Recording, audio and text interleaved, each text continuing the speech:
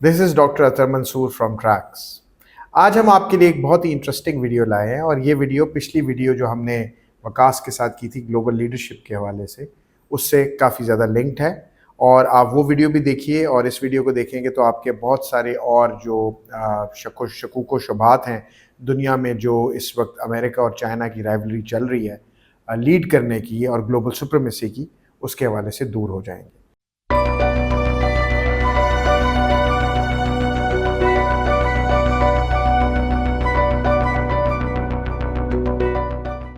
तो अभी recently financial times में एक आर्टिकल छपा है वकास, और वो आर्टिकल आपने पढ़ा है और उसी को आज आप अनकवर करेंगे और उसको आप एक्सप्लेन करेंगे, एलैबोरेट करेंगे हमारे व्यूअर्स के लिए।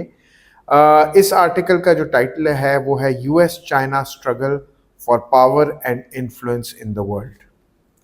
और इसके हवाले से वकास, इस आर्टिकल के हवाले से आज जो मैं आपसे पहला सवाल करूंगा वो ये है कि ज़रा इलेबोरेट करें कि what is the global struggle for power and influence that is presently taking place between US and China. क्योंकि पीछे तो आपने वो बात कर दी थी उस वीडियो के अंदर, लेकिन अभी इसके डायनामिक्स ज़रा समझाएं कि इस ग्लोबल स्ट्रगल के डायनामिक्स क्या है। यानी आप ये पूछना चाह रहे हैं कि जो इस वक्त जद्दोजहद चल रही है, कश्मकश चल रही है दुनिया का लीडर बनने की, ग्लोबल लीडर बनने की, उसमें हो क्या रहा है, उसमें एग्जैक्टली प्रिसाइसली क्या कुछ हो रहा है, उसके डायनामिक्स जो मैंने बात की है। Right sir. सर ये बात अब स्टैब्लिश फैक्ट है कि यूएस एंड चाइना, इनकी जो फॉरेन पॉलिसीज है ना, ये एक दूसरे का आईना बनी हुई है। यूएस को चाइना ऑब्सेशन है और चाइना को यूएस ऑब्सेशन है। राइट। तो इसलिए ये एक दूसरे का मिरर बनी हुई है, बट दोनों की अप्रोच और जो स्ट्रेटजी है वो फर्क है कि इन्होंने अपना इन्फ्लुएंस कैसे एक्सपैंड करना है, अपना असर व रसूख कैसे बढ़ाना है दुनिया में, और उसके लिए जो हिकमत अली ये अपना रहे हैं वो ज़रा मुख्तलिफ है। अच्छा, अब इसमें मैं ये भी आपको बताता चलूँ कि T2S, ये एक मैंने फार्मूला जरा एक कार्व आउट किया, खुद इन्वेंट किया है। हाँ जी, खुद इन्वेंट किया है। इसका मतलब है आप सोशल इन्वेंटर भी बन गए। यस, आपके साथ रह के और आर्टिफिशियल इंटेलिजेंस की इतनी सारी वीडियोस होस्ट करके, तो मेरे ख्याल से ऐसा असर तो मुझ पे पड़ेगा। अच्छा, चलो ठीक है। अच्छा, थैंक्स फॉर द कॉम्प्लीमेंट्स। तो उसमें T2S क्या है? जब भी चाइना और यूएस के करंट रिलेशनशिप को समझना है तो one T stands for trade, the other T stands for technology, and the S stands for security. तो ये तीन ट्रेड, टेक एंड सिक्योरिटी, ये तीन ब्रॉडर डोमेन्स हैं, सेक्टर्स हैं या एरियाज हैं जिनके अंदर ये दोनों चाइना और यूएस ना कंपीट कर रही हैं, पावर मसल फ्लेक्स कर रही हैं और एक दूसरे को हराना चाह रही हैं कि हमारी बर्तरी या बालादस्ती साबित हो जाए और फिर हम दुनिया को लीड कर सकें। तो ये एक्चुअली चल रहा है इस वक्त T2S, trade, tech and security. Yes, so dynamics viewers इन्होंने, वकास ने जो बताया है उसमें ट्रेड का, कि दुनिया में ट्रेड का जो कंपोनेंट है वो किसके पास ज़्यादा हो, कैसे वो एक दूसरे के साथ एक दूसरे से जब compete कर रहे हो तो इंटरनेशनल मार्केट्स में उनकी, फॉर एग्जांपल देखें जो यूएस है वो दुनिया में आर्म्स का बहुत बड़ा सप्लायर है दुनिया में। ये वकास ने पीछे भी बात की थी पिछली वीडियो के अंदर भी एक में, मिलिट्री इंडस्ट्रियल कॉम्प्लेक्स। बिल्कुल। और जो यूएस की हार्ड पावर है वो तो अपनी जगह है, सॉफ्ट पावर में भी वो बहुत कुछ एक्सपोर्ट करता है।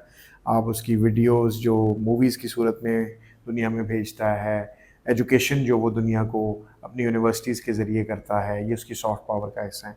तो यूएस अपनी जो ट्रेड है उसके अंदर भी एक्सेल करना चाहता है। और दूसरा इन्होंने टेक्नोलॉजी, सो टेक्नोलॉजी भी एक बहुत बड़ा, आपको पता है कि आज की जिस दुनिया में हम रह रहे हैं, टेक्नोलॉजी को जो नेशंस अडॉप्ट कर रही हैं, जो नेशंस टेक्नोलॉजी में प्रावेस हासिल कर रही हैं, वो ही दूसरे को पीछे छोड़े। और फाइनली जो सिक्योरिटी इन्होंने बताया, तो सिक्योरिटी अपनी मुल्क की जोग्राफिकल बाउंड्रीज को सिक्योर करना और अपनी जो इंस्टॉलेशंस या अपने जो इंटरेस्ट ओवरसीज हैं उनको सिक्योर भी करना, even beyond the planet and outer space में भी। Yes, so rightly pointed out Waqas, and thank you for pointing it out at the right moment within the video, कि हमारी जो इनकी जो हम जो देखते हैं कि अब हम स्पेस में जाके आउट ऑफ दिस प्लैनेट जो स्पेस है उसमें जो चाइना और यूएस की राइवलरी है उसमें भी अपनी इंस्टॉलेशंस को, अपनी डिप्लॉयमेंट्स को, अपने एसेट्स को सिक्योर करना। तो ये है डायनामिक्स। चलें दूसरे क्वेश्चन की तरफ चलते हैं वकास, और वो है कि ये जो दोनों के दरमियान चाइना और यूएस हैं, आपने बताया कि चलें ऑब्सेशन है यूएस को चाइना का और चाइना को यूएस का, क्योंकि नंबर 1 और नंबर 2 एक दूसरे से compete कर ही रहते हैं. But what contrasting strategies have they adopted and are there any challenges which they are facing? अच्छा, इनकी हिकमत अमली में फ़र्क क्या है स्ट्रेटजी में, और इनको कोई चैलेंजेस आ रहे हैं? Yes, that's ये my आप पूछना question. चाह रहे हैं, Yes. ठीक है। अच्छा, मैं ना व्यूअर्स को थोड़ा आसान करके बताता हूँ, मैं बहुत ज़्यादा स्टैट्स में नहीं जाऊँगा, Right. क्योंकि फिर उससे वीडियो बोरिंग हो जाती है एक जनरल व्यूअर के लिए। बिल्कुल ठीक है, आप जरा इसको सिंपल रखते मैं हैं. सिंपल रखता हूँ। यूएस किस चीज़ में अच्छा है? ठीक है, वो वर्ल्ड लार्जेस्ट इकोनॉमी है, इसमें कोई दो राय नहीं है, देखो ठीक है, लेकिन यूएस अच्छा है सिक्योरिटी में, मिलिट्री मशीन में, जो हमने हार्ड पावर की बात की. और 56 कंट्रीज हैं यूरोप, अफ्रीका और ये अपने क्या एशिया? कहते हैं अमेरिकाज ओके. के, जहाँ पे एशिया भी शामिल है, जिसमें यूएस की इन कंट्रीज के साथ डिफेंस डील्स हैं 56 कंट्रीज के साथ. That's a big number. Right. तो यूएस चाइना को काउंटर भी सिक्योरिटी मैक्सिमाइजेशन के साथ करना चाह रहा है. Okay. For instance AUKUS, Australia, United kingdom and US, Yes. ये इनका एक ट्रम्प साहब के दौर में अलायंस बना जो अभी भी चल रहा है. Yes. राइट. तो ये सिक्योरिटी अलायंस है And that was against China. Against China. Prime objective तो यही था ना. इंडो पैसिफिक जो बेल्ट है, Yes. वहाँ पे उन्हें लगता है यूएस को कि चाइना का इन्फ्लुएंस काफ़ी ग्रो कर चुका है, चाइना अपने जो है ना बहुत पर फैला चुका है, वहाँ की जो डेवलपिंग स्टेट्स हैं उनके अंदर कहीं पे वो हार्ड पावर थोड़ी बहुत साउथ चाइना सी वालों के साथ इस्तेमाल कर लेता है चाइना, और जो ओवरऑल है वो उसका सॉफ्ट पावर जो ट्रेड है वो चल रहा होता है. Right. तो यूएस को ये लगता है कि इंडो पैसिफिक में हम सिक्योरिटी मैक्सिमाइज करके, सिक्योरिटी अलायंस बढ़ा के हम कम बैक कर सकते हैं अगेंस्ट चाइना, या चाइना को कंटेन कर सकते हैं. Okay. जबकि इसकी दूसरी तरफ जो चाइना है, चाइना के पास स्ट्रेटजी ही डिफरेंट है. Okay. वो क्या? चाइना सिक्योरिटी को सिर्फ लिमिटेड वे में चला रहा है, यानी जितनी उन्हें जरूरत है. राइट. बट वो ज्यादा जो खेल रहे हैं वो खेल रहे हैं ट्रेड पे और इन्वेस्टमेंट पे. All right. अच्छा, अब यहाँ पे भी मेरे पास उनकी स्ट्रेंथ भी वही है. उनकी स्ट्रेंथ भी मेरे पास दो स्टैट्स हैं Right. जो व्यूअर्स को सरप्राइज करेंगे. इस वक्त लोई इंस्टीट्यूट जो है ऑस्ट्रेलिया में ये एक बहुत अहम सिडनी think में tank है है, मेरा सिडनी में. Right. तो उसकी रिपोर्ट के मुताबिक जो है 128 कंट्रीज ऑफ द वर्ल्ड, उनकी ट्रेड इस वक्त चाइना से ज्यादा है एज कंपेयर टू यूएस. अच्छा, यानी कि वो चाइना से जो उनका ट्रेड का वॉल्यूम है जी, वो इन कंट्रास्ट टू यूएस ज्यादा है. 128 कंट्रीज. यानी एक टाइम होता था कि इन कंट्रीज का वॉल्यूम यूएस के साथ ज्यादा होता ओके, था. अब चाइना उनको चाइना बीट कर गया. चाइना बीट कर, चाइना लार्जेस्ट क्रेडिटर और इन्वेस्टर के तौर पे एक पावर इन द प्रोग्रेस चल रहा है. बीआरआई भी उसी का पार्ट है. Belt and road. बीआरआई में मैं आपको बताता चलूं, $1 ट्रिलियन चाइना अब तक इन्वेस्ट कर चुका हुआ है. $1 ट्रिलियन और 140 कंट्रीज इन्वॉल्व कर चुका है. और यूएस एड के एक फॉर्मर डायरेक्टर हैं, डैनियल रूड उनका नाम है. उनका ये स्टेटमेंट था कांग्रेस की किसी कमेटी की हियरिंग में कि जो यूएस के प्रोजेक्ट्स हैं as compare to Chinese project वो महंगे हैं, कॉस्टली हैं. ओके. चाइना की ऑफर बड़ी अट्रैक्टिव है तमाम डेवलपिंग कंट्रीज के लिए. राइट.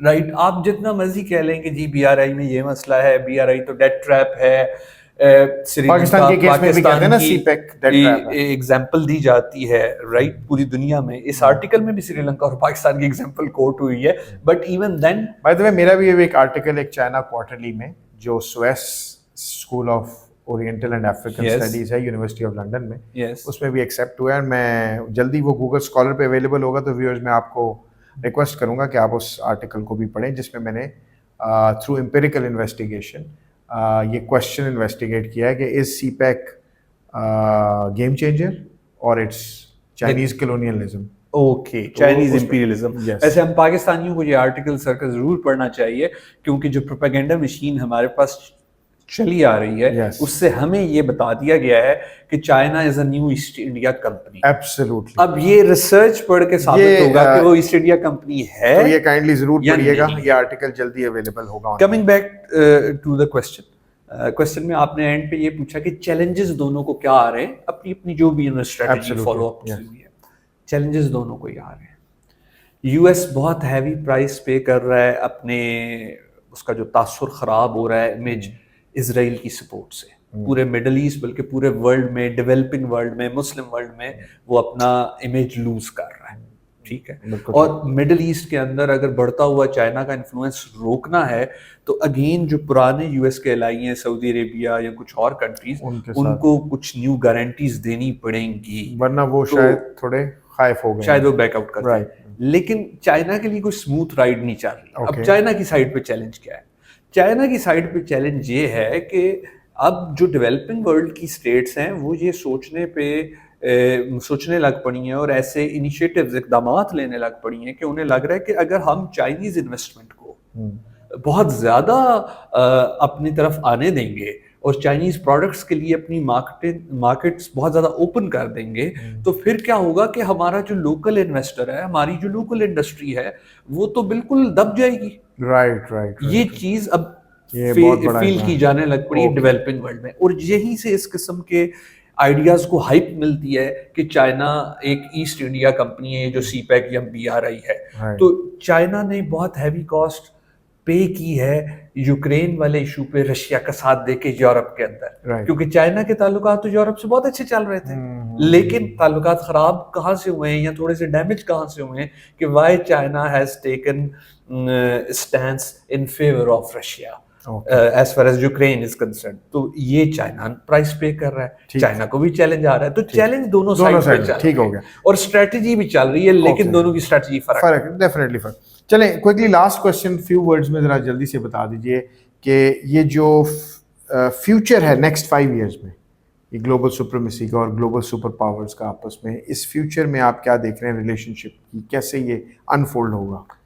देखिए, सियासत में कोई भी चीज़ जो है नामुमकिन नहीं होती, लेकिन 5 साल में अगर मौजूदा रुझान को देखें, करंट ट्रेंड को देखें, तो 5 साल में कोई कॉपरेशन होता नजर तो आ नहीं रहा। अच्छा, अब आर्टिफिशियल इंटेलिजेंस से लेके ग्लोबल वार्मिंग तक जो ग्लोबल चैलेंजेस हैं, तो वो तो वैसे कोलैबोरेशन से सॉल्व होंगे ना, लेकिन तो कोई लेकिन ये जो न्यू कोल्ड वॉर कुछ एनालिस्ट के अकॉर्डिंगली से कहा जा रहा है, इस न्यू कोल्ड वॉर में अभी तक क्यूबन मिसाइल क्राइसिस मोमेंट नहीं आ रहा, क्योंकि उसमें 1962 में वो क्राइसिस हुआ था, तो फिर दोनों सुपर पावर्स ने रियलाइज किया था कि हमें कॉपरेशन की साइड पे, वरना हम तबाही की तरफ जा रहे हैं। राइट, ठीक है।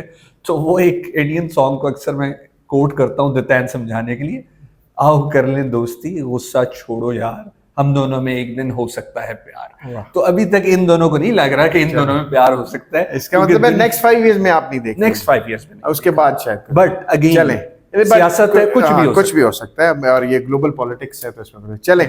Thank you Waqas, this is a very interesting topic. हम बड़ी इंटरेस्टिंग टाइम्स में जिंदा हैं इस वक्त दुनिया में, और ये ग्लोबल हिस्ट्री में जब आज से बाद ये लिखेंगे हिस्टोरियंस, तो ये बहुत ही इंटरेस्टिंग, क्योंकि मैं एक पिछली वीडियो में बता चुका हूँ कि चाइना 1 AD से लेके 1800 AD तक ग्लोबल पिवट रहा है। Yes, economic power, silk route था, मिलिटरीली भी चाइना बहुत पावरफुल था और इकोनॉमिकली भी। लेकिन चाइना की एक हिस्टोरिकली एक चीज़ जो है वो बड़ी क्लियर कट लोगों ने लिखी है, वो ये कि चाइना ने कॉलोनाइज नहीं किया कभी किसी को। वो जो पाकिस्तान के हवाले से हमने बात की थी सीपैक में कि ये कहीं पाकिस्तान को कॉलोनाइज तो नहीं कर रहा, या डेट ट्रैप से के जरिए 140 कंट्रीज जो है BRI में, उनको कॉलोनाइज तो नहीं कर लेगा। तो ये एक वेस्टर्न लिटरेचर है जनरेट, मेरे ख्याल में चाइना की स्ट्रेंथ ट्रेड ट्रैप है, trade, yes, so may be trade, वो जो आप कह रहे हैं 124 कंट्री में। चलें viewers, this is again an interesting time, and keep following us, watch more videos on our channel, and stay tuned for more Joint Tracks.